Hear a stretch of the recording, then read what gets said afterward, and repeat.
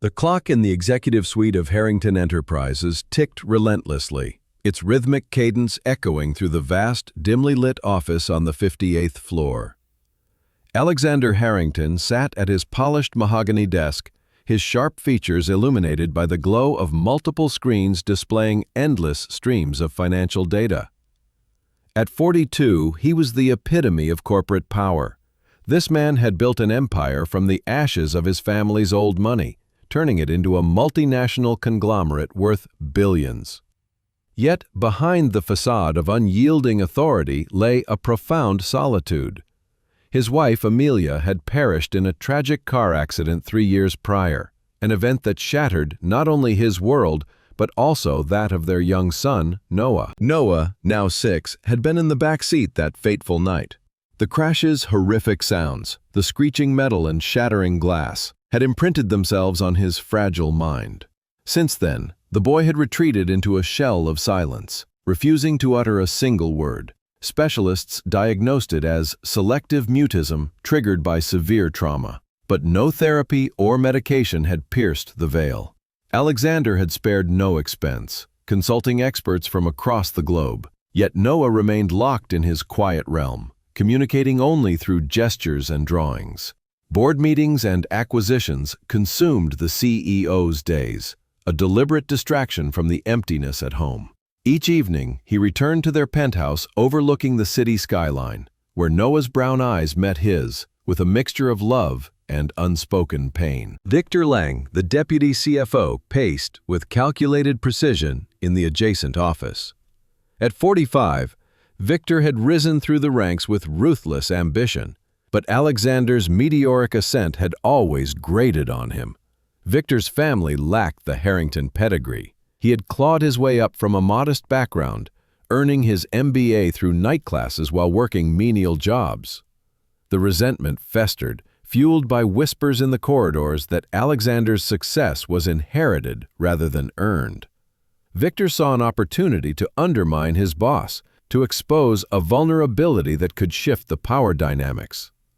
After hours, he gathered a small cabal of like-minded colleagues in a dimly lit conference room, their faces shadowed by the city's neon lights filtering through the blinds. "Listen up," Victor began, his voice low and conspiratorial. "Harrington has been a recluse since his wife's death. No social life, just work and that mute kid. We can use that. The plan is simple. Set him up on a blind date as a joke. Tell him it's with a high-profile businesswoman from the latest Forbes list. Reserve a table at Eclat, the most exclusive spot in town. He'll show up, expecting a power lunch, but instead he'll meet someone utterly beneath him." The group chuckled nervously. One of them, a junior executive named Marcus, leaned forward. "And who do we pair him with?" Victor smirked. "Elena Vargas, the janitor from the maintenance crew. She's single, widowed actually, and keeps to herself. We'll spin it to her as a shy engineer from R&D who's smitten. She'll bite. Everyone craves a bit of romance." The room buzzed with excitement and apprehension. Victor elaborated on anonymous notes, forged emails, and a reserved table under a pseudonym. By tomorrow's gossip mill, Harrington will be the laughingstock, showing up with his kid to a romantic dinner with the cleaning lady. Imagine the photos. It could even make the tabloids if we tip them off. His authority crumbles, and suddenly, the board sees me as the stable alternative. Marcus hesitated. What if he figures it out? Victor's eyes narrowed. He won't. Harrington hates scandals more than anything. He'll play along to save face, and we'll be there, toasting from afar. The meeting adjourned with handshakes, the plot sealed in secrecy. In his office, Alexander rubbed his temples, the weight of another sleepless night pressing down. Noah was curled up on the leather sofa, clutching a worn stuffed bear, his silent companion. The boy's presence was a constant reminder of what Alexander had lost and what he failed to fix.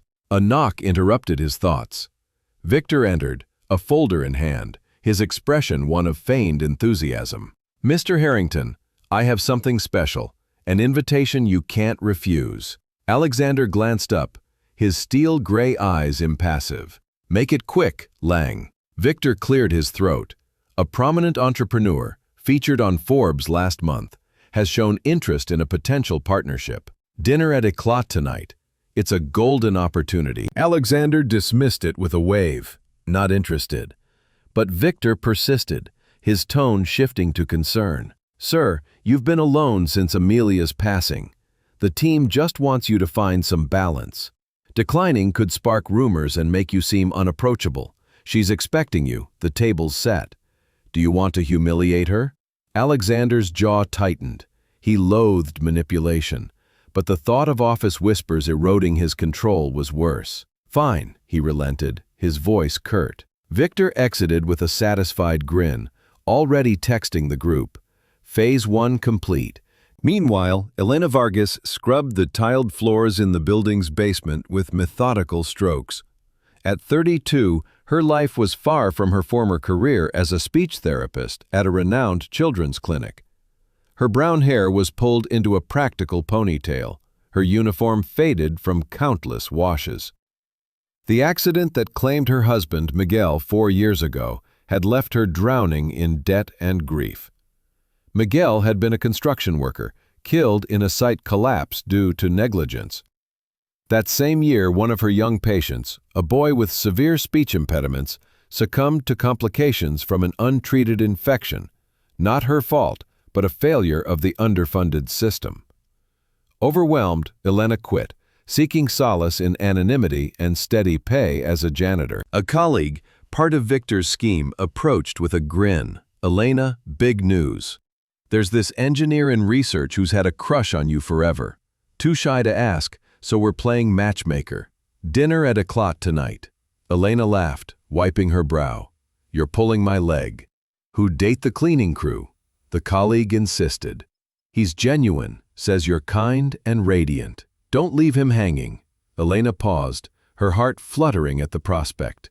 Since Miguel, her days blurred into routine. Work, bills, solitude.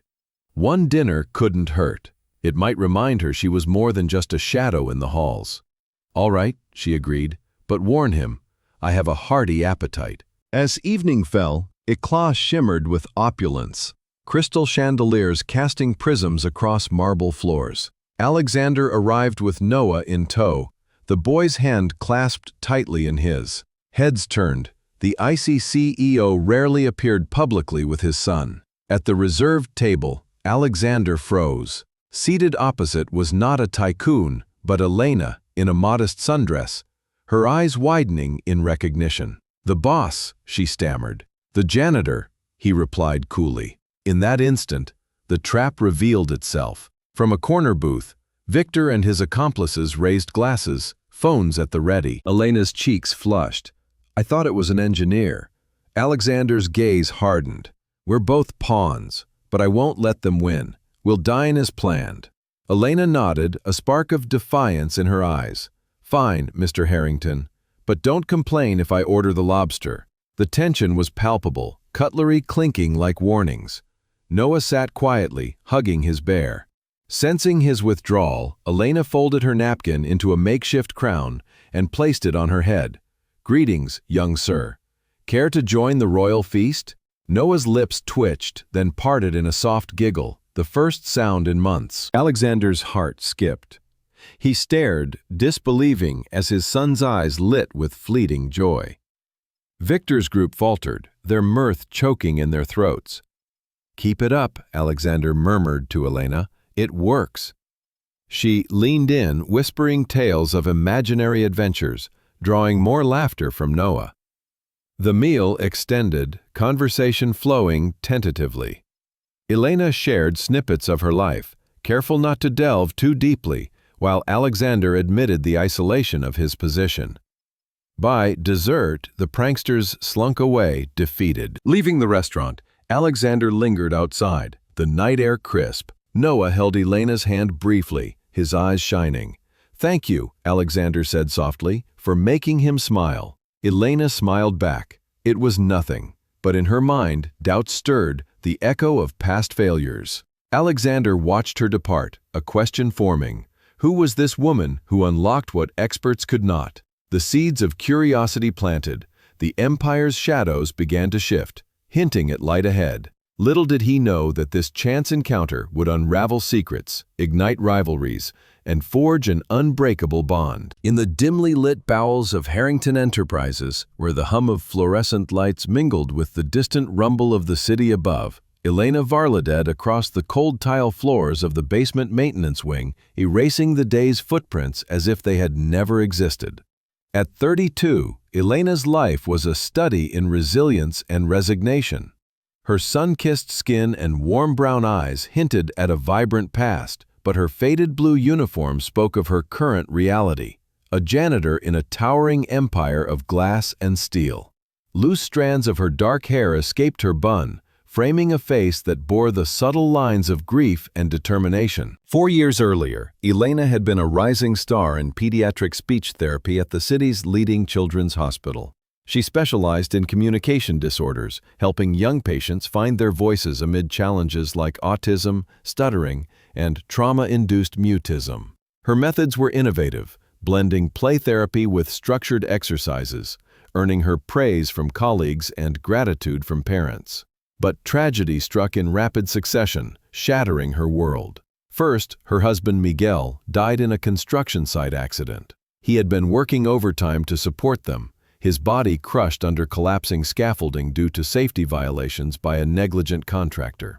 The lawsuit Elena filed dragged on for months, yielding only a meager settlement that barely covered funeral costs and outstanding bills. Compounding the loss, one of her young patients, a 7-year-old boy named Tomas, succumbed to complications from a rare infection. Tomas had been progressing under Elena's care, his halting words turning into sentences. But the hospital was strained by budget cuts and delayed critical tests. The infection spread unchecked, and Tomas passed away in the night.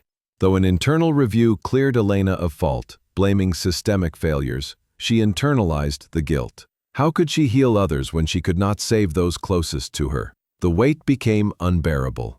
Nightmares plagued her, Miguel's final call, Tomas's fading smile. She resigned, trading her white coat for a janitor's uniform, seeking anonymity in physical labor. The steady rhythm of cleaning provided a numb solace, a way to pay the rent on her cramped apartment, without the emotional toll of her former profession. As she wrung out her mop, a young maintenance worker named Sofia approached, her eyes twinkling with mischief. "Elena, you won't believe this. There's an engineer in R&D who's been eyeing you for months, shy type, asked us to set up a dinner. Eclat tonight."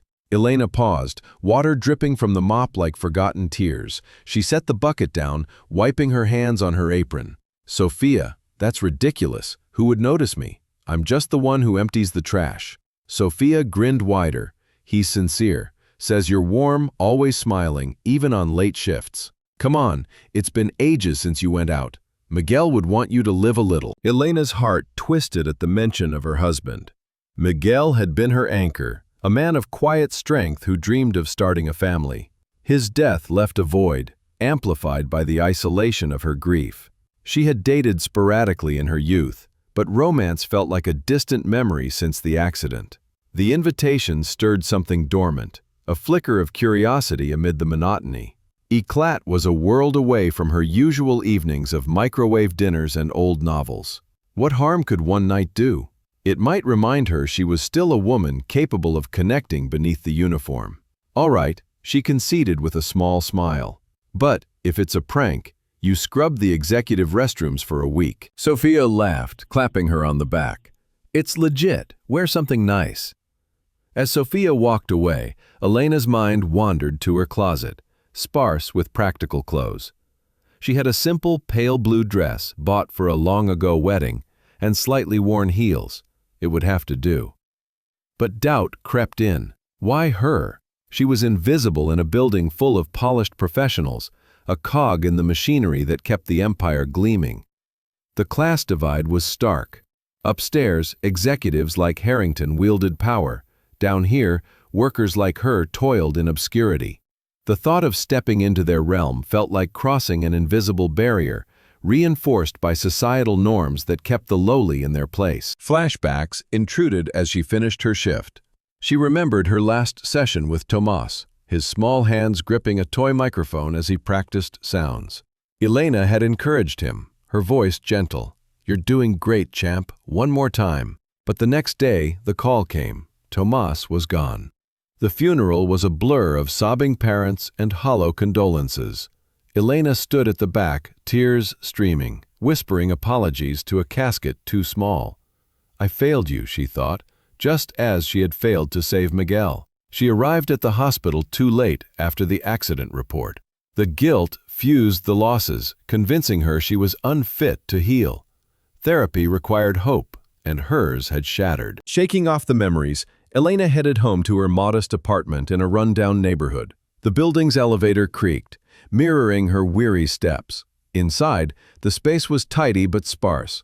A worn couch, a kitchenette, and photos of Miguel on the wall. She showered, the hot water washing away the day's grime, but not the lingering ache. As she slipped into the dress, she glanced in the mirror. "Not bad," she murmured. For a moment, she saw the woman she used to be, confident and passionate. But reality intruded. Bills piled on the table, reminders of her financial struggles. The janitor job paid enough to survive, but dreams of returning to therapy felt impossible. The system that failed Tomas and Miguel had also failed her, underscoring the inequities faced by those without means. Arriving at Eclat, Elena felt out of place amid the elegance. Valets eyed her curiously, but she held her head high, stepping through the grand doors. Her heart raced as she was led to the table. Across from her sat Alexander Harrington, the CEO himself, with his son Noah beside him. Shock registered on both faces. Elena's mind raced. This was no engineer. Alexander's expression darkened. No businesswoman. The realization hit like a wave, the prank's cruelty exposed. Yet, as their eyes met, something unspoken passed between them, a shared vulnerability in the face of deception. Elena stammered. "I was told it was someone from R&D, Alexander's voice, who was measured, clearly a setup, but will proceed. I refuse to give them satisfaction." Elena nodded, her resolve hardening. The meal began awkwardly, but as she engaged Noah with light-hearted antics, the boy's giggle broke the ice. It stirred old instincts for Elena, a reminder of her lost calling. Little did she know that this encounter would force her to confront her past, challenge societal barriers, and awaken a capacity for love she thought buried forever. The shadows that concealed her were about to lift, revealing a strength that could reshape her life and an empire's heart. The restaurant Eclat shimmered with soft golden light, its chandeliers reflecting against polished marble floors and high mirrors that magnified every movement of the well-dressed crowd. Alexander Harrington entered with Noah at his side, his hand resting firmly on his son's shoulder. The boy's eyes darted across the room, vast but silent, absorbing the brilliance of the evening while his lips remained pressed in that familiar, immovable silence. Alexander moved with his usual composure, a CEO accustomed to rooms that bent beneath his presence. Yet tonight, he felt a subtle unease. Elena Vargas sat stiffly at a table near the center, smoothing the creases of a simple blue dress she had borrowed from her neighbor. Her calloused hands, so used to cleaning chemicals and mops, felt alien resting against fine linen. She had been told she would meet a shy engineer, someone ordinary, someone harmless. The prospect had carried a small promise of escape from her dull cycle of night shifts and dim apartments. Yet as she watched the tall figure approaching, his expensive suit cutting sharp lines against his broad shoulders, she knew something had gone terribly wrong. Victor Lang and his companions lingered at a corner booth, drinks in hand, their smirks poorly concealed. They whispered behind raised glasses, eyes glinting with satisfaction as their trap unfolded. Alexander caught sight of them, but refused to acknowledge their petty games. His world had taught him to recognize malice even in laughter. He would not grant them the victory of seeing him unsettled. Elena rose awkwardly as Alexander and Noah arrived at the table. Confusion flickered in her eyes when no introduction was offered, no mention of an engineer, only the formidable name that waiters had whispered with reverence, Harrington. She realized she had been tricked. Her cheeks burned with humiliation, not for herself, but for the child whose small hand clung to his father's sleeve. "This is absurd," Alexander muttered, his jaw tightening.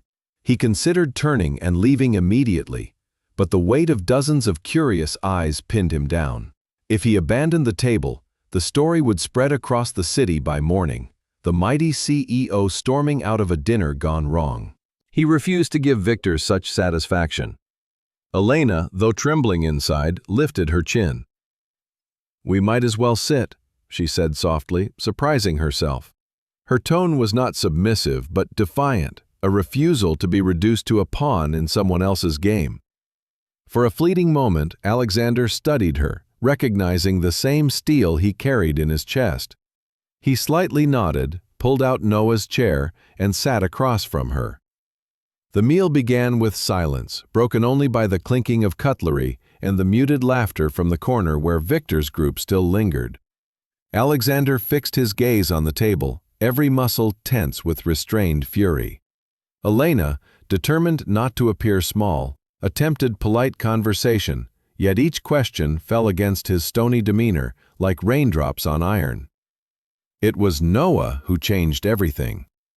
Restless under the oppressive silence, the boy began folding his napkin with small, careful movements. His father barely noticed, but Elena's eyes softened as she watched. Without a word, she picked up her napkin and mirrored his folding, transforming the cloth into a crude little bird. Noah blinked, his eyes widening in curiosity. Slowly, he unfolded his napkin and tried again, shaping something closer to hers. She smiled gently and whispered, "Looks like you've made a swan." Noah's lips parted, not with words but with a quiet laugh that spilled out like the first drop of rain after a long drought. The sound was light and hesitant, yet it was laughter nonetheless. Alexander's fork froze midway to his mouth. His head snapped toward his son, disbelief storming across his face. He had not heard that sound in years, not since the accident, not since the night screams and endless silence had taken his boy away. Elena continued, her movements patient and deliberate, folding the napkin and setting it gently before Noah. He copied her with new eagerness, his small hands fumbling yet determined. Each failed fold made him chuckle, a shy, breathy sound that grew stronger with every attempt. Alexander's eyes burned as he watched, caught between wonder and suspicion. The restaurant melted away momentarily. No scheming rivals, business empire, or polished chandeliers. Only a boy was rediscovering joy, and a woman was coaxing it out with nothing more than kindness and cloth. At the corner, Victor's smile faltered. He leaned forward, whispering sharply to his companion, "What is happening?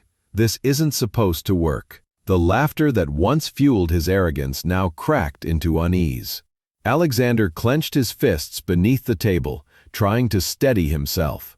Gratitude warred with caution inside him. Who was this woman who could draw out a sound he had almost forgotten? And why did the thought both comfort and frighten him? He studied her face, the weariness etched in her features, the faint scars of old sorrow in her eyes, the resilience that refused to bend under humiliation. She was no ordinary janitor. She was something far more complicated. When dessert arrived, Noah pushed the plate toward Elena, offering her the first spoonful with shy insistence. She laughed softly, touched by the simple gesture, and accepted. Alexander's chest tightened, as though some invisible wall around his son had cracked open without his permission. Finally, Alexander leaned back, his voice low but firm. "You are not who they told you to be. Neither am I." Elena met his gaze, unflinching. "Then perhaps we are both victims of someone else's cruelty." It was not a truce, not even an agreement, but it was an acknowledgement. For the first time that night,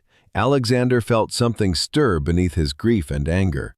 A reluctant recognition that fate had forced them together for reasons neither yet understood. When they rose to leave, Victor expected humiliation, expected Alexander's temper to ignite. Still, instead, the CEO placed a steadying hand on his son's shoulder and guided him toward the exit without a glance at his tormentors. Elena followed a step behind, her pride intact despite the awkwardness. Outside the restaurant, the city night glowed with neon lights, taxis rushing by in streaks of yellow.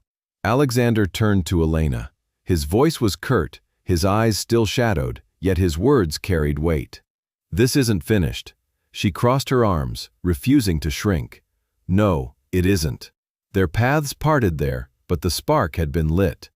What had begun as a cruel prank had shifted into something neither Victor nor his companions could have predicted. Beneath the glittering facade of the city, a boy's laughter had broken years of silence, and with it, a story far greater than vengeance had begun. The following morning, Alexander sat in his office at the top of Harrington Tower, the city skyline sprawling beyond the glass walls like a kingdom he both commanded and despised. The memory of Noah's laughter still lingered in his mind like a haunting melody. He could not escape it. For years, the boy had lived wrapped in silence, unreachable despite every effort of doctors, therapists, and specialists flown from across the world.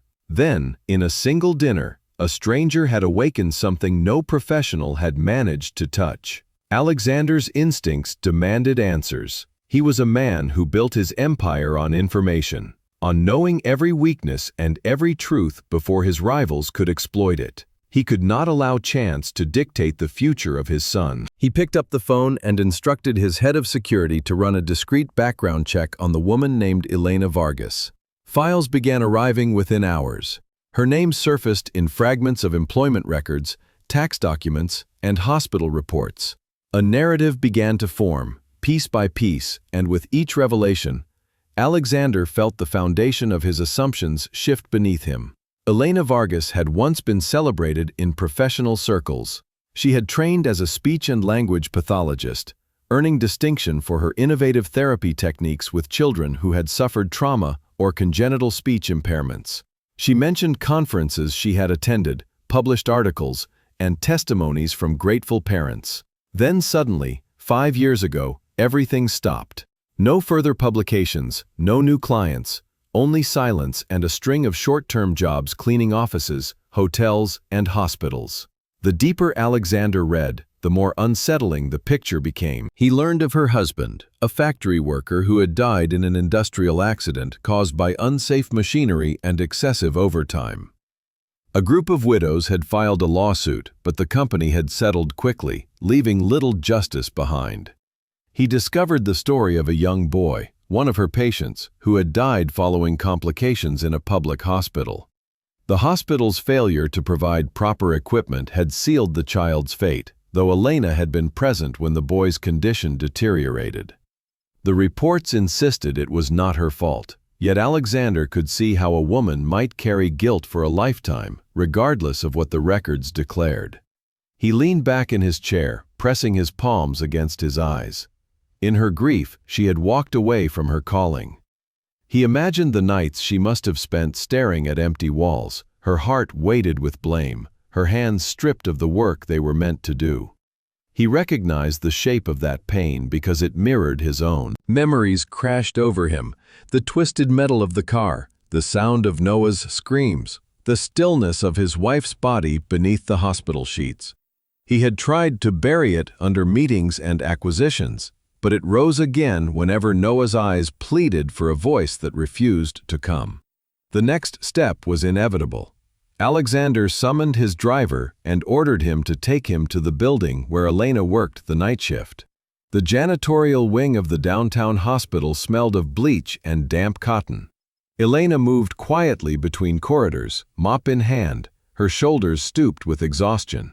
The sight of Harrington, immaculate in his tailored suit, striding toward her across the dim corridor, made her stiffen. "You followed me," she said, her tone sharp with suspicion. "I had to know who you were," Alexander replied. His voice was calm but edged with something unyielding. "My son laughed last night. He has not done that in years. I need to understand how." Elena gripped the mop handle as if it were armor. "I am not a miracle worker. Whatever you think happened was an accident. It will not happen again." "An accident does not break through years of silence," he countered. He stepped closer, lowering his voice. "You used to be a therapist. You were good at it. You gave children their voices back." Her face blanched, and for a moment she could not breathe. The memories she had fought so hard to suppress crashed into her like a tide. She saw the boy in the hospital bed, the beeping machines, the final stillness. She had promised his mother he would speak again, and instead, She had buried him in silence forever. "I do not do that anymore," she whispered, turning away. "I failed." "You did not fail," Alexander said, his words fierce. "The system failed. The hospital failed. You were left to carry the weight of their negligence." Her shoulders shook, but she refused to face him. "You do not know what it feels like to watch a child slip away in front of you." "I know what it feels like to lose one," Alexander answered, his voice breaking despite himself. "Do not think you are the only one haunted by the past." The mop clattered against the floor as Elena's strength gave way. She pressed her palms against the cold tiles of the wall, her breath shallow. For a long moment, they stood in silence. Two strangers bound by grief, neither wanted to confess. When she finally turned back, her eyes glistened with anger more than tears. "Do not come here again. I cannot help your son, and even if I could, I would not risk putting another child in my hands." He did not argue further.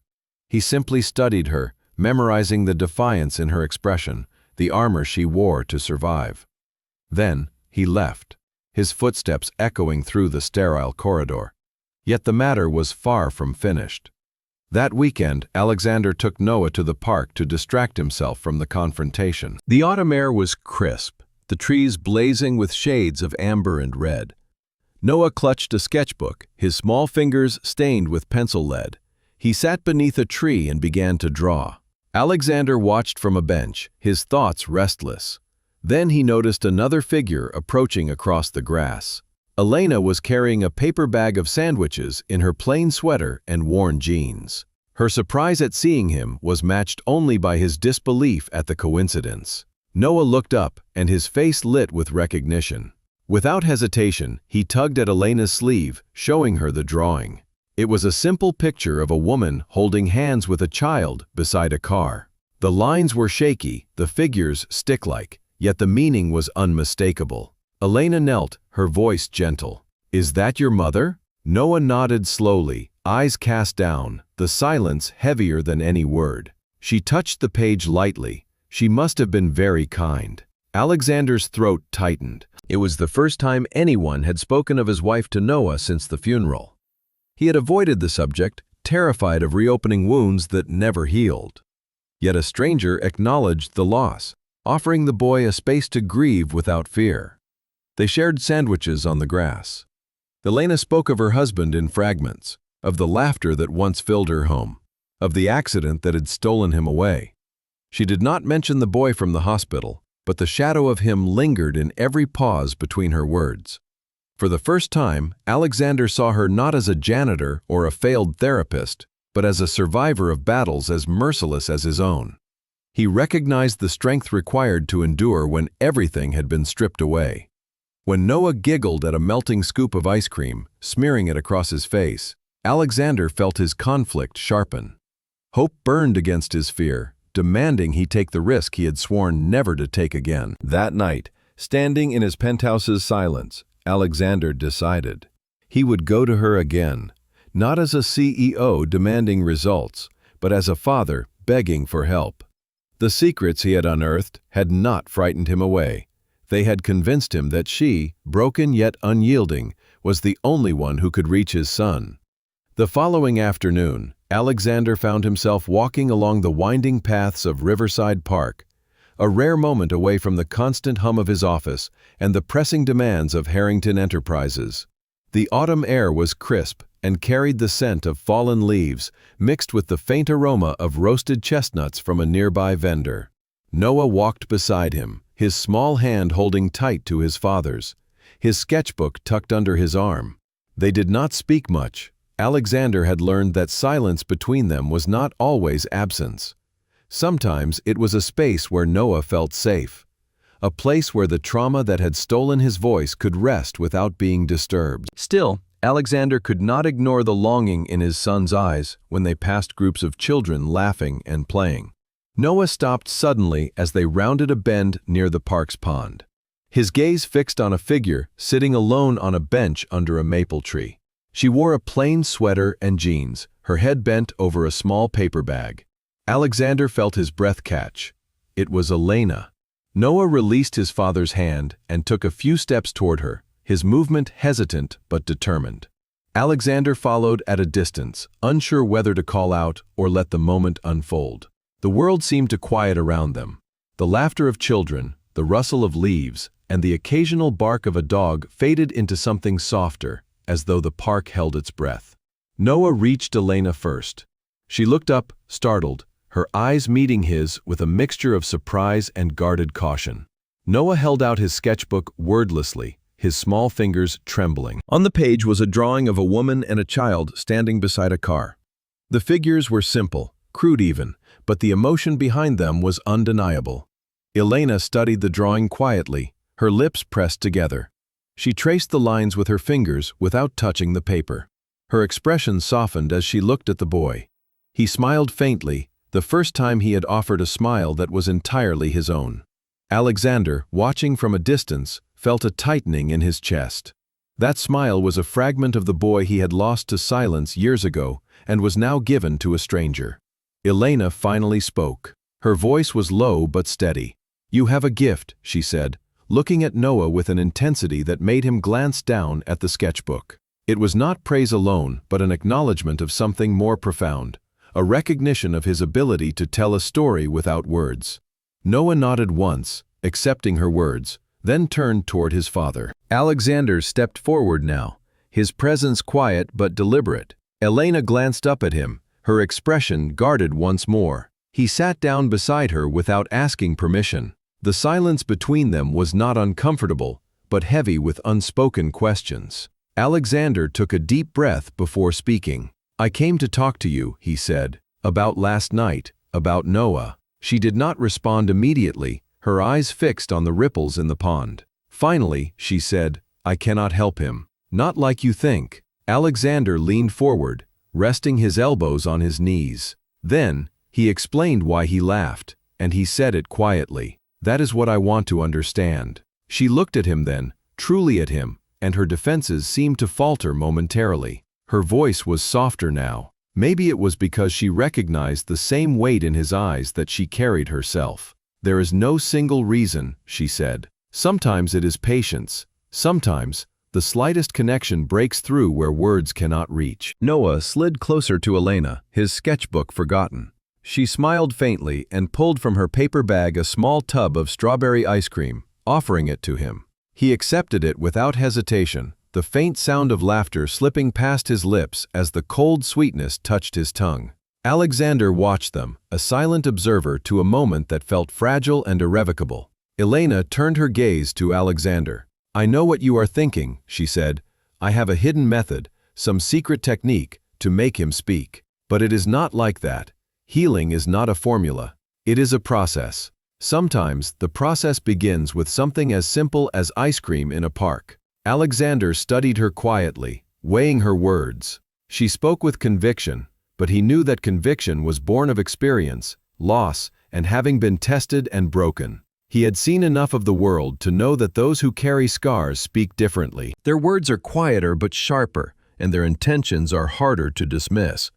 Noah, meanwhile, had returned to his drawing. He was more relaxed now, shading the edges of the page with quick strokes, his small brows furrowed in concentration.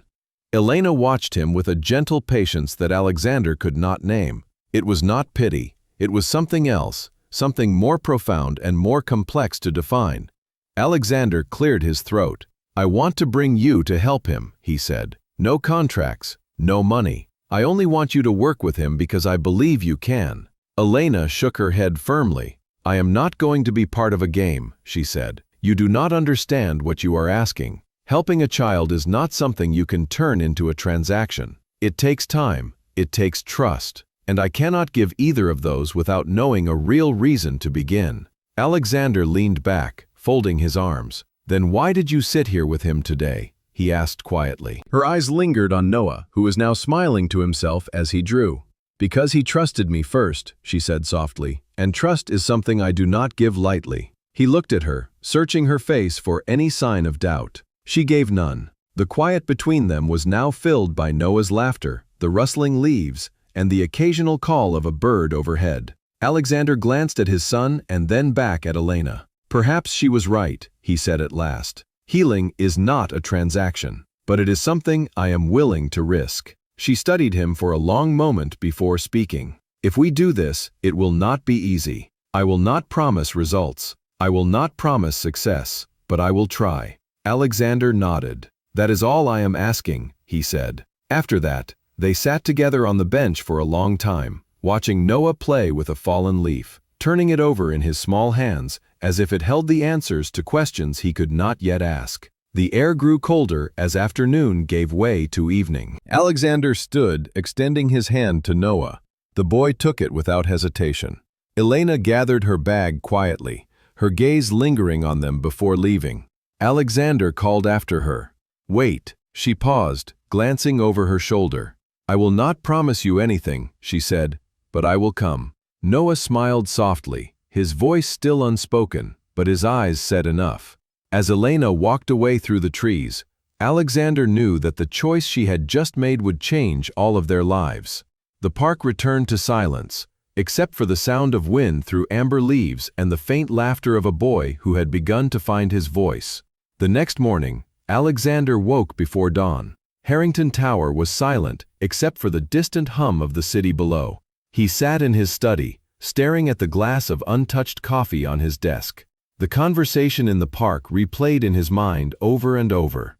Elena's words were still fresh in his memory. She had agreed to nothing but had promised to come. That promise alone was fragile, but it was enough to ignite something he had not felt in years: hope. He thought of Noah asleep in his room, curled under heavy blankets as if trying to hold on to a dream he could not name. The boy's silence haunted him. It was not merely the absence of words. It was a barrier that separated them, an invisible wall that Alexander could not breach. And yet, he knew Elena might have the key. By mid-morning, he made his decision. He would go to her, not as a CEO making demands, but as a father making a plea. Elena was working the late morning shift at the hospital when Alexander arrived. He found her in the janitorial room, sorting cleaning supplies with the precision of someone who took pride in small order. Her back was to him, her shoulders hunched. I am not here to negotiate a contract, he said softly, stepping into the room. She did not turn, her fingers pausing for a moment before she continued. Then what are you here for? Harrington asked. He said to tell you that I want you to help my son, his voice steady but earnest. She still did not turn to face him. You know I will not, she said quietly. I told you that yesterday. He moved closer, his hands clasped in front of him. Elena, I am not asking for guarantees. I am asking for a chance. Noah needs you, I need you. She stopped working now and looked at him. Her expression was unreadable. You do not understand what you are asking. Helping a child is not a matter of will alone. It is a matter of time, patience, trust, and understanding. It will demand everything from you and me. Are you ready for that? Alexander's jaw tightened. I am ready, he said. I have no choice but to be prepared. Her eyes narrowed slightly. Why? She asked. Because I have nothing left to lose, he replied. Not my son, my family, or the chance to hear him speak again. Her gaze softened, though her voice remained guarded. That does not make it easy, she said. You cannot simply order a child's healing as you would order a project at your company. It is not controlled. It is not guaranteed, and I will not enter into this without conditions. Alexander studied her. Conditions, she said quietly. What conditions? No money, no contracts, no formal agreement that binds us beyond mutual understanding. You will not own me or my work. I will work with Noah because I choose to, not because I am bound to. Secondly, I want the involvement of a licensed child psychologist. Progress must be measured. If there is no improvement, if Noah does not respond, we stop. Alexander nodded slowly. And what about trust? He asked. Trust is earned, she replied. I will work with Noah, but if I sense that my presence is not welcome or that my methods are interfered with, I will walk away. No arguments, no pressure. He studied her face, noting the resolve beneath her words. That resolve reminded him of something he knew well, strength born from pain. And for the first time in years, he admitted that he could not provide that kind of resolve alone. Then we have an agreement, he said, offering his hand. She hesitated before taking it, her grip firm yet brief. It was not a handshake of contract, but of mutual understanding. Later that day, Alexander contacted Dr. Marion Clark, a respected child psychologist he had previously worked with in private matters. Dr. Clark agreed to oversee the sessions with Elena and Noah, ensuring transparency and professional evaluation. That evening, Alexander visited Elena at her small apartment. The walls were bare, the furniture modest, but there was a quiet dignity to the space. She was preparing dinner, a simple meal of rice and vegetables, when he knocked softly at her door. She opened it cautiously. "I did not expect you again so soon," she said. He replied, "I want to be sure we start on the proper footing. May I come in?" She stepped aside without answering, and he entered. The scent of herbs and cooking filled the air, a humble warmth contrasting sharply with the cold precision of his penthouse. They sat at her small kitchen table. Alexander noticed how her hands moved with quiet efficiency, chopping vegetables with a steady rhythm. It reminded him of Noah folding napkins at the restaurant, of patience practiced in silence. Before he spoke again, she served him a plate of food. He ate without comment, allowing the quiet between them to stretch. Finally, he said, "I want you to know something." She looked at him, waiting. "I do not expect miracles," he said, "but I believe in possibility. That is why I am here, not as your employer, rival, or even a man who has everything, but as a desperate father." Her expression softened slightly, though her eyes remained cautious. "That is something I can respect," she said. "But respect alone will not carry us through what is coming." Alexander nodded. "I understand. That is why I am asking you to trust me." She looked away, then back at him.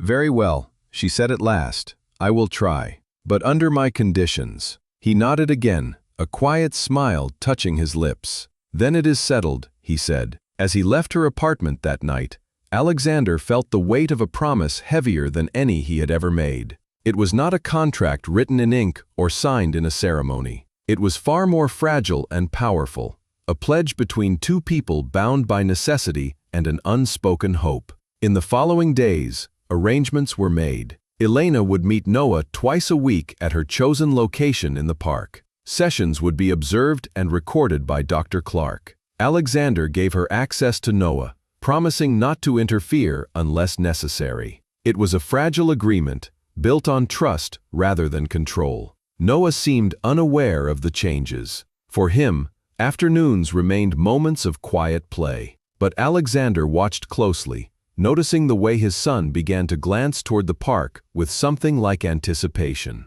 He knew the minor shift could mean the difference between silence and voice. On the morning of their first official session, Alexander stood outside Elena's apartment. Noah clutched his hand, looking up at him with silent expectation. Elena appeared at her door, dressed simply but with a quiet determination. She nodded to Alexander and he returned it, stepping aside to let them pass. The park awaited them, as patient and vast as ever. The trees swayed gently in the wind, their leaves whispering promises of change. For the first time in years, Alexander felt the possibility that something broken could begin to heal. And that possibility was worth everything he had. The morning air was cool when Alexander arrived at Riverside Park. A thin mist clung to the grass and curled around the bases of the maple trees. Noah padded beside him, clutching his sketchbook like a talisman. His small shoulders were tense, his steps slow. Alexander said nothing. He had learned that Noah's silence was not absence, but a fragile state of being that could not be forced.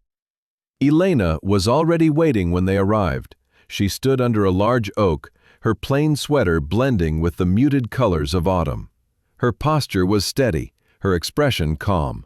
She carried a worn tote bag filled with small objects, bubbles, colored paper, crayons, and folded origami figures.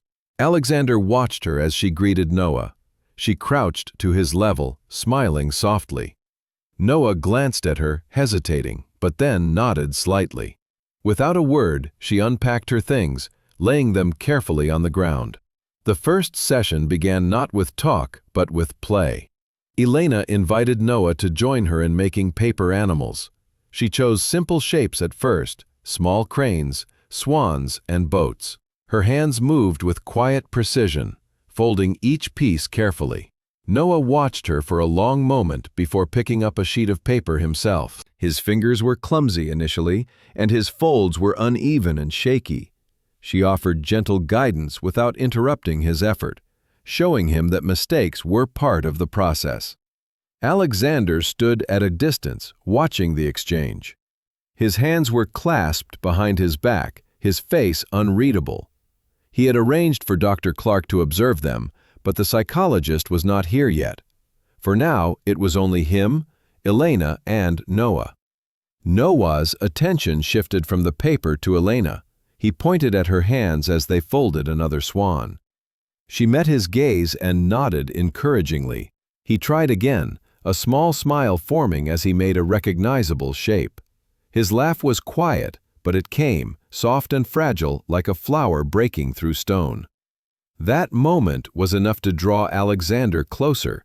He stepped forward without realizing it. Elena looked up at him briefly, then returned to Noah's work. Alexander did not speak, but his presence was felt in the silence between them. They moved on to bubbles. Elena handed Noah a small wand and a bottle of solution.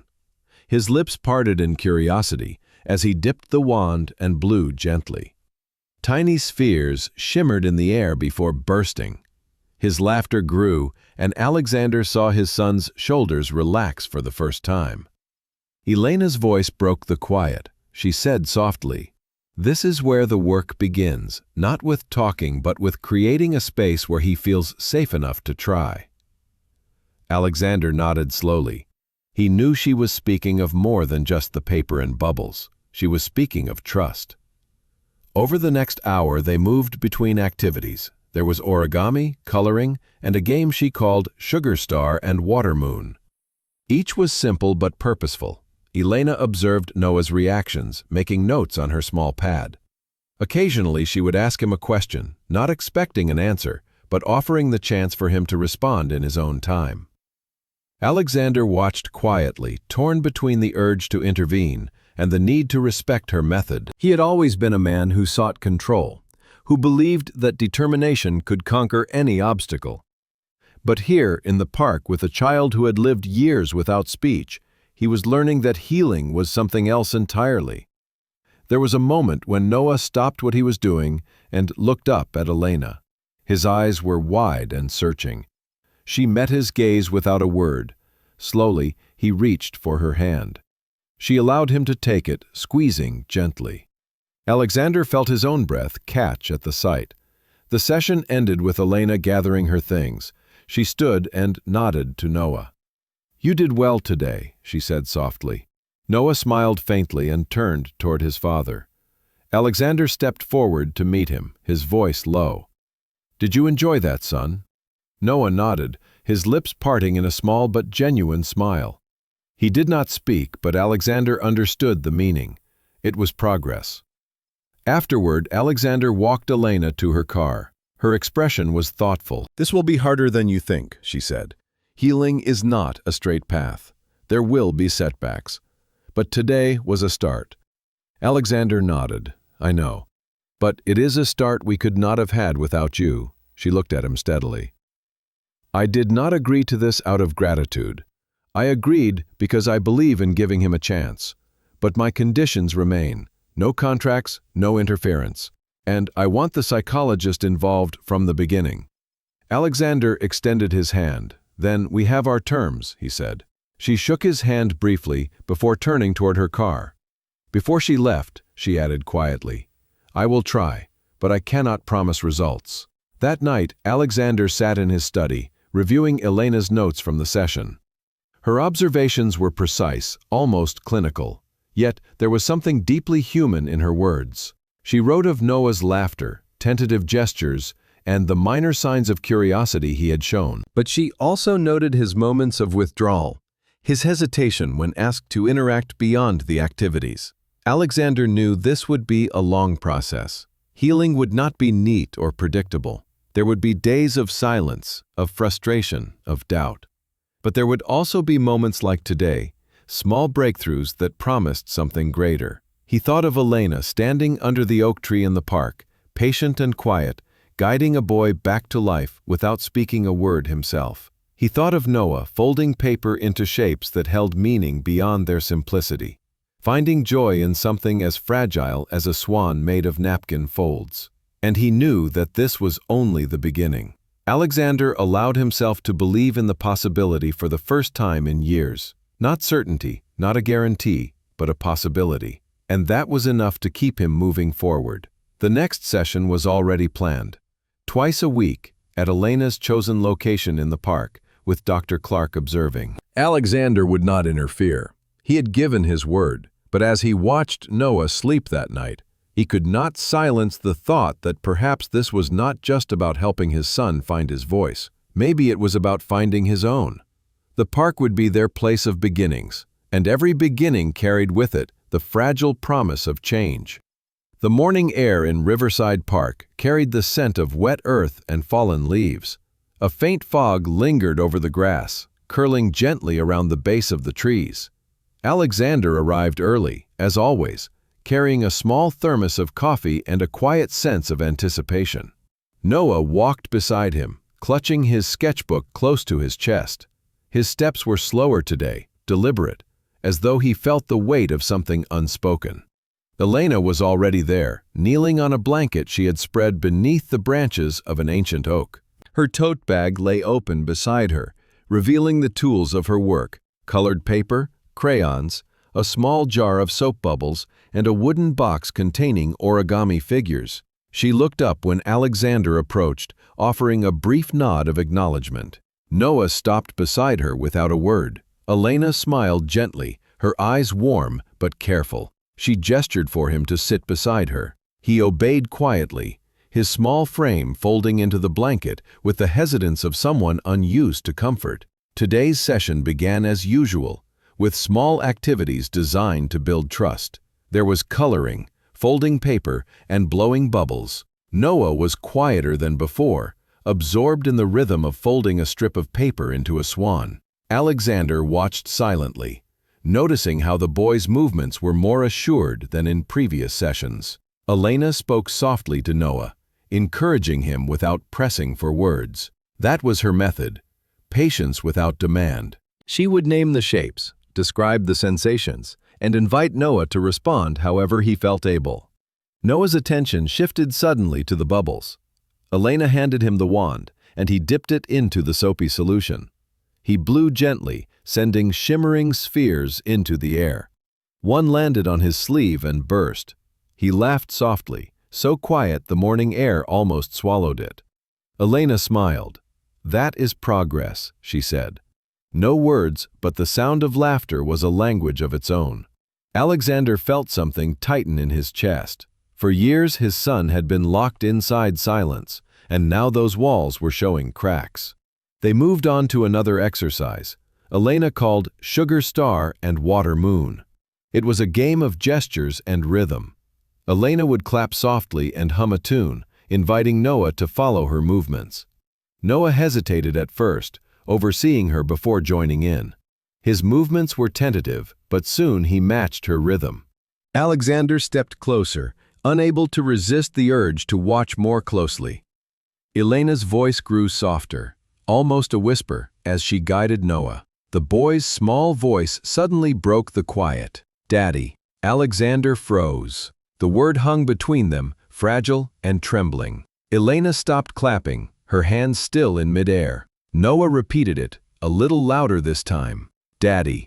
Alexander felt a lump rise in his throat. His breath caught, and he swallowed hard to hold back tears. He stepped forward, kneeling beside Noah, his voice trembling. "Yes, son?" he asked softly. Noah did not answer, but his eyes met his father's, wide and uncertain, as if testing whether the sound he had just made was safe. Elena watched quietly, her expression unreadable. This was the moment she had been preparing for without knowing it. She knew it was not the end of the process, but a milestone. A voice spoken again after years of silence was a sign that trust had begun to take root. Alexander pulled Noah into his arms, holding him tightly. For a long moment, they stayed like that, the world fading around them. Noah rested his head against his father's chest, silent again, but different. There was a shift inside him, subtle but undeniable. When they pulled apart, Noah returned to his sketchbook without speaking. Elena crouched beside him. "What did you hear just now?" she asked softly. He pointed at his father without speaking. That was enough. Alexander's eyes met Elena's.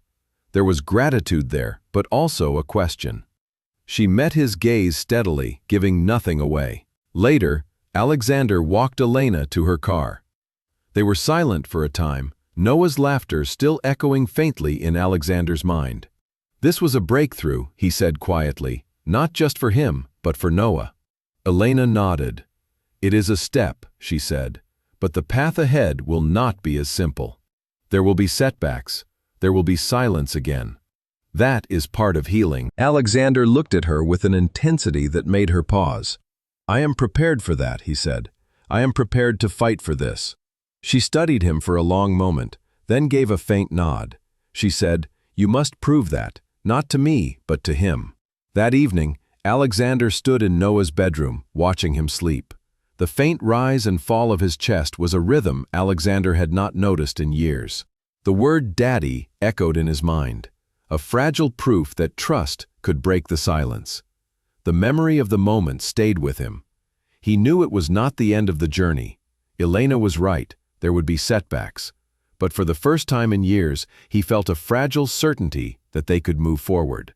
The next day, he met with Dr. Clark to discuss the session. The psychologist was as careful as Elena had been, noting the significance of Noah's first spoken word, but cautioning against expecting too much too soon.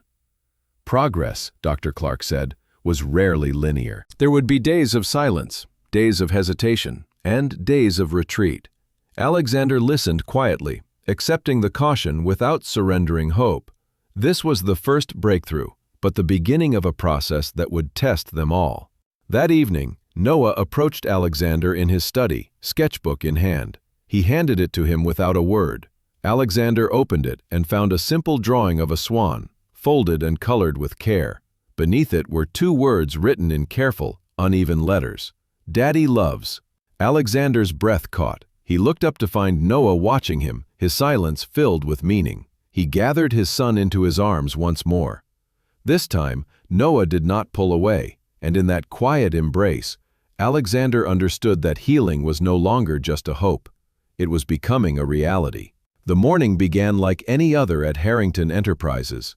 The air was crisp, and the sunlight filtered through the floor-to-ceiling windows of Alexander Harrington's office. Alexander sat behind his polished mahogany desk, reviewing reports while the city below crept. Yet beneath the normalcy, there was tension. Victor Lang had been absent from the usual meetings, and Alexander knew that silence often meant plotting. Elena's work with Noah had progressed quietly, almost unnoticed by the world outside the park. But Victor had taken note, and his envy had grown. The idea of Alexander's attention shifting away from the company to a janitor filled him with a bitter sense of injustice. He was determined to destroy what Alexander had built outside the walls of Harrington Enterprises. Victor began quietly, planting whispers among the staff. Rumors circulated of impropriety, of deals gone wrong. But Victor was careful. He knew that direct accusations could be challenged. Instead, he devised a more subtle plan to hurt Elena directly and make Alexander doubt her trustworthiness. One evening, Victor approached Riley Hayes, a security officer at Harrington Enterprises who owed him favors.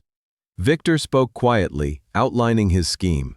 They would plant stolen property in Elena's locker during a night shift, and then arrange for security cameras to be conveniently unavailable.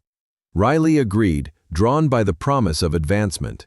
The night of the plan arrived. Riley crept through the corridors, avoiding cameras and guards. He slipped a small package into Elena's locker. Inside were items that could be construed as stolen, electronics of minor value taken from the company. The act was swift, silent, and unseen except by Riley. The next morning, chaos followed. Security flagged the items, and Elena was summoned immediately. She arrived at the office confused, her face pale with worry. Alexander had been in a meeting, But Dr. Clark's message reached him quickly. He was already on his way when Elena was taken aside by security. Elena protested her innocence, her voice trembling. "I have never stolen anything in my life," she said firmly. But no one was listening. Security escorted her to a small office where the evidence was presented. The locker, the items, the missing footage, all pointed toward her. Alexander arrived moments later, his stride swift, his face set in grim determination. He found Elena seated, her hands clasped tightly in her lap. She looked up as he entered. Alexander could see the mix of confusion and fear in her eyes. "What happened?" Elena asked quietly. He glanced at her, his voice low. "We need to find out. I do not believe this is true," he said, "but the evidence is troubling." She shook her head. "I would never betray you or Noah, you know that." Alexander nodded, but he could not speak immediately. His mind was already working through the possibilities. Victor had motive, but proving it was another matter entirely. The incident was made official. Elena was suspended pending investigation. The news spread quietly through Harrington Enterprises, carried by whispers and subtle glances. Victor's influence began to take root. Employees began to question Elena's presence at the company. Some expressed quiet support, others remained silent, awaiting confirmation of the accusations. Alexander did not rest. He began reviewing security logs and speaking to Riley Hayes, though Riley remained silent under pressure. Dr. Clark first suggested they review security footage from nearby entrances. Alexander ordered the data retrieval. The result was not immediate. The footage was incomplete, with crucial minutes missing. That fact alone raised suspicion in Alexander's mind. He pressed further, insisting on a full internal review. The deeper he dug, the more evidence pointed to sabotage. Meanwhile, Elena faced the emotional toll of accusation. She was questioned repeatedly, and her character was called into doubt. Her work with Noah was interrupted, and she felt humiliated. The park sessions were put on hold, and Noah noticed the change. His small world of trust and routine had been shaken, though he did not speak of it. Alexander arranged a private meeting with Elena in the empty conference room. The air was heavy with unspoken words. She looked at him with a mixture of hurt and defiance. "I told you I did nothing," she said softly, "but they look at me like I am a criminal." He leaned forward, his hands resting on the table. "I believe you, Elena," he said quietly, "but I need proof to stop this. I cannot let Victor destroy what we are building." She nodded, her voice firm. "Then find it, and when you do, bring it to light." Alexander acted quickly. He used his resources to track Riley Hayes' movements on the night in question. The path led him to a restricted maintenance corridor where Victor had access. Security logs showed anomalies in the system, moments when surveillance cameras had been disabled. Those moments coincided exactly with Riley's presence. It was enough to confront Riley directly. Alexander arranged a meeting in private. Riley resisted at first, but under Alexander's pressure, he confessed. Victor had instructed him, promising a promotion and protection. Riley admitted to planting the package in Elena's locker and manipulating the timing so the cameras would not record. Alexander's face remained calm, but inside, he was aware of the storm about to break. He had what he needed. The question was how to act without allowing Victor to spin the narrative further. That afternoon, Alexander called a company meeting. The employees gathered quietly, sensing that something important was about to be revealed. Victor was present, his posture confident but his eyes wary. Alexander stepped forward, addressing the room with steady authority. "There have been accusations against Elena Vargas," he began. "They were serious, and they demanded an investigation. That investigation has concluded. It was an act of sabotage, orchestrated by an individual with personal motives." He paused, letting the words settle. The security officer has confessed under questioning, confirming that the accusations against Elena were false and intentionally fabricated. The individual responsible will be held accountable. There was a murmur among the crowd. Victor's face tightened, his composure slipping for the first time. Alexander continued, "Harrington Enterprises will not tolerate deception or attacks against those who work with integrity. Elena Vargas will be reinstated immediately with our full support." The room was silent. Then some voices broke into applause. Others remained still, uncertain. Victor's lips pressed into a thin line, his expression unreadable. Alexander ignored him, his eyes fixed on Elena. She stood quietly, absorbing the vindication but also the cost of the ordeal. Her voice was steady when she finally spoke. "Thank you, Alexander, but this is not over for me. The damage is not just in reputation, it is in trust." He nodded. "I know, and I will do everything to repair it." The meeting ended with Elena reinstated, but the atmosphere remained tense. Whispers continued, and Victor's influence lingered like a shadow. Alexander knew that victory in the meeting room was not enough. They needed to protect the trust they had built, especially with Noah. Later that evening, Alexander found Elena at the park. She was folding paper with Noah, who sat beside her quietly. He looked up when Alexander approached, smiling faintly but not speaking. Elena nodded to Alexander, silently acknowledging their battle and the one still ahead. Alexander sat beside them. "We will face whatever comes," he said softly. "Together." Noah looked up at him again and nodded. Then he reached for Elena's hand.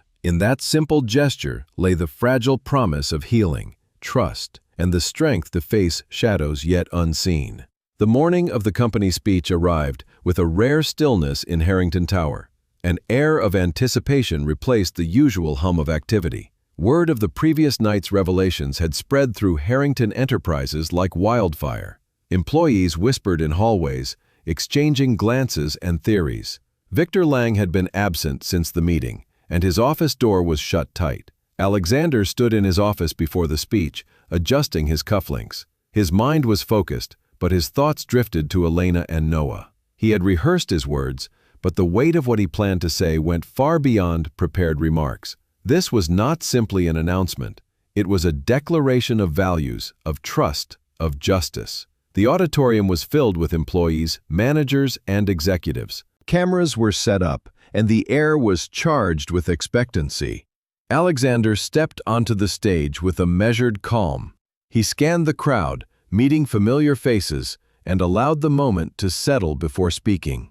"Today is not about a speech," he began. "It is about truth. It is about integrity. It is about the choices we make when we are tested." There was a silence in the room. Alexander continued, "Recent events have challenged us all. False accusations were made against a member of our team. Those accusations were not the result of mistakes or misunderstandings. They were deliberate acts of sabotage. These acts were meant to harm an individual and the trust we built as a company." He paused, letting the words sink in. "I stand before you to make one thing clear. Harrington Enterprises will not tolerate deception. We will not tolerate actions that undermine the principles we stand for. Integrity is not negotiable. Trust is not optional." Alexander's gaze swept the room until it rested on Elena, seated quietly in the front row. She met his eyes with a faint nod, her expression a mixture of relief and resolve.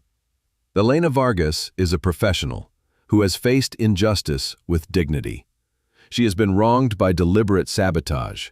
That sabotage has been exposed, and those responsible will face the full consequences of their actions. Elena has been reinstated with my full support and the complete trust of Harrington Enterprises. There was a ripple through the room. Some clapped, others exchanged glances of approval. But there was also a murmur of doubt and surprise. Alexander did not rush to fill the silence. "This is not simply a matter of righting a wrong," he said.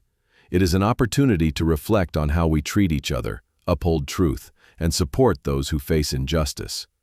It is a reminder that the strength of a company lies not in its profits, but in its people." There were nods from some executives, and Elena's eyes glistened with unshed tears. Alexander continued, "Elena's work is not just her profession, it is her calling. She has chosen to help heal a child who has lived in silence. That child is my son. And through her dedication, patience, and courage, she has begun to open a long-closed door. He paused again, the weight of his words settling into the room. This is a story of healing. It is a story of trust, and it is a story of the power of compassion. Alexander's voice softened. I stand here not as a man seeking to vindicate himself, but as a father who believes every child deserves a chance to be heard. Noah speaks again because someone believes in him, because someone gave him trust. That trust matters. It changes lives. He stepped closer to the edge of the stage. Harrington Enterprises will support the creation of Noah's Light Foundation, a project dedicated to helping children who suffer in silence from trauma and loss. Elena Vargas will be the director of this foundation, leading with her experience, compassion, and strength. There was applause now, louder and more unified, but there were still murmurs in the back. Alexander did not ignore them. He addressed them directly. There will be those who question our choices. There will be those who doubt the sincerity of our actions. But leadership is not measured by comfort. It is calculated by courage, by being willing to stand up for what is right, even when it is difficult. He glanced at Elena again, and we will stand for her, for Noah, for the truth. The applause grew, and Alexander stepped back slightly, allowing the moment to breathe. Everyone noticed Victor Lang's absence. The silence in that fact was loud enough. Before closing, Alexander looked across the audience. We are more than a company. We are a community that must protect its integrity and uphold its values. Let this be the legacy we build together. The room broke into sustained applause. Elena's face glowed with a mixture of pride and relief. She stood and gave a slight nod toward Alexander. He acknowledged her with a slight smile. After the speech, employees approached Alexander and Elena. Some expressed support, others shared concerns, and a few were openly skeptical. Alexander answered each with calm assurance. Elena remained beside him, quietly listening, accepting gratitude without seeking attention. Later that afternoon, Alexander found Elena in the park. Noah was playing nearby, and his laughter carried on in the breeze. She looked at him with a small but genuine smile. You spoke well, she said softly. Alexander glanced at her. I spoke for both of us, and he replied, and for Noah. She nodded. There will be challenges ahead, she said. This speech will not end them. I know, he said, but it is a start. Elena looked at him, her eyes thoughtful. Then she said quietly, healing is not a speech. It is what happens every day, in moments too small for applause. Alexander considered her words. She was right. The speech was not the end of anything. It was a declaration, a beginning, a statement that they would face whatever came next together. That evening, Harrington Tower was quiet again. Alexander returned to his study, looking out over the city lights. The weight of the day rested on him, but so did a sense of resolve. He knew there were battles ahead, personal, professional, and legal. Victor's presence had not disappeared. The fight was far from over. But for now, Alexander allowed himself a rare moment of peace. They had faced deception and stood for truth. They had defended trust. And in doing so, they had taken another step toward healing, together. Outside, the city moved on, unaware of the quiet but powerful shift that had taken place within Harrington Enterprises. Inside, the promise of change lingered, fragile but unbroken. The morning air at Harrington Tower was filled with an unusual energy. Word of Alexander Harrington's speech had spread beyond the company's walls. It was on employees' lips, whispered in boardrooms, and written in hushed tones in company emails. But Alexander was focused on something different today. His mind was on the future, on Noah's Light Foundation. Elena arrived at the tower early, dressed simply but with a quiet elegance that commanded attention. She carried a notebook filled with ideas for the foundation. She had spent nights organizing thoughts, imagining programs, and drafting proposals. Her commitment was clear, but there was also a shadow of doubt in her eyes. Alexander met her in the lobby. They spoke quietly as they walked toward the conference room. This was the first time they would discuss the foundation in detail. It was also the first time they would speak about the future that had begun to form between them. Elena spoke first. The foundation, she said, must be more than a name. It must be a living project with a felt and understood mission. It must address the real needs of children who suffer from silence and trauma. She proposed a program that combined therapy, education, and advocacy.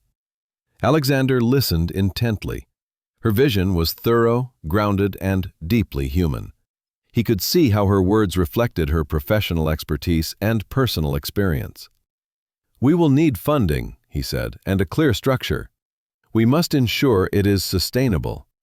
She nodded. "I have ideas for partnerships with hospitals, schools, and public health organizations. But the first step is trust. The community must trust that we are here for them, not for publicity." Alexander agreed. This foundation would be a statement of values. It would prove that Harrington Enterprises could stand for something greater than profit. They began planning. Elena outlined programs for therapy sessions in parks, mobile outreach for rural communities, and workshops for parents. Alexander discussed budgets, legal structures, and potential donors. The more they spoke, the more the vision took shape. By midday, they were joined by Dr. Clark. He brought with him a perspective grounded in psychology and community work. He emphasized the importance of measurable progress and careful evaluation. "The foundation must have both heart and structure," he said. Alexander agreed. "We will build it with both heart and structure." As the meeting ended, Alexander looked at Elena. "This is your project," he said. "You will lead it." Her eyes widened slightly. "I do not know if I am ready," she said quietly. He smiled softly. "I do not think anyone ever is, but you can do it." Later that week, they announced the creation of Noah's Light Foundation. The news was met with a mixture of admiration and skepticism. Some employees applauded the initiative, seeing it as a bold step for the company. Others questioned the practicality, wondering if this was a distraction from Harrington Enterprises' core mission. The media quickly picked up the story. Headlines praised Alexander's leadership and vision, but also focused on Elena, calling her the heart of the project. Some stories used words like Cinderella and janitor-turned-savior, reflecting the public's fascination with her journey. Elena faced the attention with quiet resolve. She agreed to interviews, but insisted the focus remain on the foundation's mission. She knew the danger of becoming a symbol rather than a leader. The work itself had to speak louder than the headlines. A month later, Alexander invited Elena to join him in the rooftop garden of Harrington Tower. The city sprawled below them, lights beginning to glimmer as dusk fell. He had something important to say. Elena looked at him expectantly. "I have been thinking about this foundation," he said, "and I have been thinking about us." She tilted her head slightly, curious but guarded. Alexander took a deep breath. "I want to ask you something, but I am not sure how." She waited quietly. He continued, "I want you to be more than the director of Noah's Light Foundation. I want you to be my partner in life and this mission." Elena was silent. The words hung between them. She looked out at the city, her expression unreadable. Alexander stepped closer. "I am not asking lightly. What I am asking will change everything. But I believe in what we are building together. I believe in you." She turned to him. "And yet you ask this while there is still so much uncertainty," she said softly. He nodded. "I know, and I am willing to face that uncertainty with you." Elena looked down, her fingers twisting the edge of her coat. "Finally," she said, "I cannot answer you yet. There is so much to consider. I need time." Alexander accepted her words without protest. "Time is what we have been learning to give," he said. "Time to heal, time to trust, time to decide." That evening, they attended the first event of Noah's Light Foundation. It was small, held in a community center with children and families who had faced trauma. There were speeches, performances, and moments of quiet reflection. Elena moved among the attendees, listening to their stories, offering comfort without fanfare. Alexander watched her from a distance, seeing how she connected with people and carried herself with quiet authority. He realized that her hesitation about his proposal was not doubt about them, but a reflection of the weight she carried. Later, as the crowd dispersed, Alexander found her standing alone by the garden terrace. The air was warm from the day but cooled by the evening breeze. "You were incredible today," he said softly. She smiled faintly. "It was not about me, Alexander. It was about them." He nodded. "I know. But you inspire me." Elena looked at him, her eyes searching, "And I am afraid," she admitted quietly, "fearful that if I say yes, I will lose myself, scared that if I say no, I will lose this." Alexander reached for her hand. "Then let us not decide tonight," he said. "Let us build this foundation first. Let us give it the life it deserves. The rest will follow." She squeezed his hand briefly, a silent agreement. That night, Alexander stood on the balcony of his apartment, looking out over the city.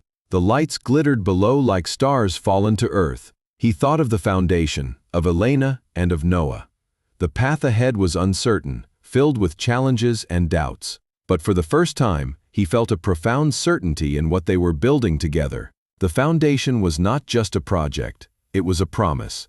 A promise to children who could not speak, a promise to trust, a promise to hope. And somewhere deep in his heart, Alexander knew that the most essential proposal was not the one he had spoken of on the rooftop. It was the promise of a future they would face together. The morning of the wedding was calm. Harrington Tower glowed softly in the early light, the city around it still waking.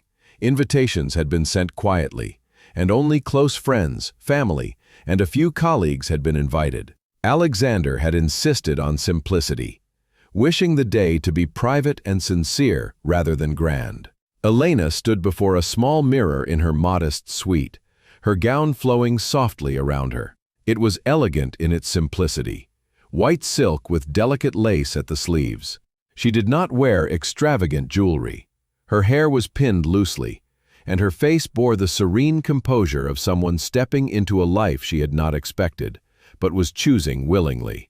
Noah was dressed in a small suit, his tie slightly crooked, and his expression was a mix of excitement and nervousness. He fidgeted quietly as his mother adjusted his jacket. This was his first wedding, and, though he did not fully understand it, he knew it was important. Alexander arrived quietly at the suite, his own attire sharp but understated. Looking at Elena for a long moment, he saw a mixture of strength, vulnerability, and trust in her eyes. He took her hand without speaking, letting the moment be enough. The ceremony was held in the rooftop garden of Harrington Tower. White chairs were arranged simply among arrangements of wildflowers. The air was warm and filled with jasmine and fresh grass. Guests gathered quietly, some smiling softly, others watching with reverence. Alexander stood at the front, waiting. When Elena appeared at the top of the stairs, Noah beside her, a hush fell over the gathering. Elena strolled, her eyes on Alexander, her grip on Noah's hand firm and steady. The ceremony was short but heartfelt. Alexander spoke words he had written himself, speaking of trust, healing, and commitment. Elena responded with her own vows, speaking quietly but clearly of hope, courage, and the promise of partnership. When they exchanged rings, there was a subtle but profound shift. It was not a grand declaration, but a quiet sealing of something they had both been building for months. A life together grounded in trust and shared purpose. Noah handed Alexander the ring with a shy smile. "Daddy," he said softly, and Alexander's throat tightened. That small word carried years of pain and healing, and in that moment, it became a bridge between past and future. A quiet reception followed the vows in the garden. Guests spoke softly, sharing stories, laughter, and a few tears. There were no speeches save for brief words of blessing. Alexander and Elena moved among their guests together, hand in hand, their faces reflecting the peace of shared commitment. Later, after the guests had departed, Alexander and Elena remained in the garden with Noah. They sat on a bench beneath an arch of white roses, the city lights sparkling below. "This is just the beginning," Elena said quietly. Alexander nodded. "And I will be here, every step of the way," he said. She looked at him, her expression both gentle and determined. "We have work to do, the foundation, healing, building something that lasts. We will do it together," he replied. "Whatever comes." Time passed. The seasons changed. Noah's Light Foundation grew steadily. Elena worked tirelessly, establishing programs for children, forming partnerships with schools, hospitals, and community groups. Her dedication brought recognition and respect. The press still wrote of her journey, but she remained focused on the mission. Alexander supported her quietly, providing resources, advocating for the foundation, and protecting their shared vision. He remained attentive to Noah, attended every session, and watched his son's voice grow stronger daily. The family settled into a life that was both ordinary and extraordinary. Simple mornings in the park, evenings filled with quiet conversation, weekends spent working on foundation projects. Their home was filled with warmth, laughter, and the occasional challenge. They had learned that love was not simply declared but built over time through patience, trust, and shared purpose. One afternoon, as they worked together in the foundation office, Elena looked up from her notes. "Alexander," she said softly, "I have been thinking about what comes next." He looked at her, curious. "And what is that?" She hesitated, then smiled faintly. "A family. A real family. I want us to grow in ways beyond this foundation." Alexander's expression softened. "Then we will," he said in time. Months later, in the quiet of a late summer evening, Elena shared her news. She was expecting. The words were simple, but carried the weight of hope and renewal. Alexander took her hands in his. "We will face this, too," he said, "together." The months that followed brought joy and preparation. Noah adjusted to the idea of a new sibling with a quiet curiosity, speaking more openly now, his laughter more frequent. Elena continued to lead the foundation with unwavering resolve, and Alexander remained her steadfast partner, both in life and purpose. The foundation flourished. Noah's Light Foundation became a model for community healing projects, its programs reaching hundreds of children. Alexander spoke of it at conferences, always careful to highlight Elena's leadership. Elena, in turn, remained humble, constantly redirecting attention to the children they served. Victor Lang attempted to return to challenge their work through legal disputes and media manipulation. His efforts failed. The truth, they found, was more substantial than gossip. Harrington Enterprises and Noah's Light Foundation stood firm. On a quiet evening, as the three of them stood on the balcony of their home, looking at the city below, Alexander spoke softly. "We have built something lasting, something worth fighting for." Elena smiled, resting her head against his shoulder. "It is because we built it together," she said. Noah tugged at her hand. "Mommy," he said, using a word he had not spoken easily before. Elena looked down at him, her eyes glistening. "Yes, my love," she said. Alexander took them both into his arms. In that embrace was the promise of the future. Not a perfect life, but a real one filled with love, trust, and resilience. The city lights stretched before them, endless and shining. Somewhere beyond them lay challenges yet unseen, but they faced them as they had faced everything else, together. And in that togetherness lay their greatest triumph.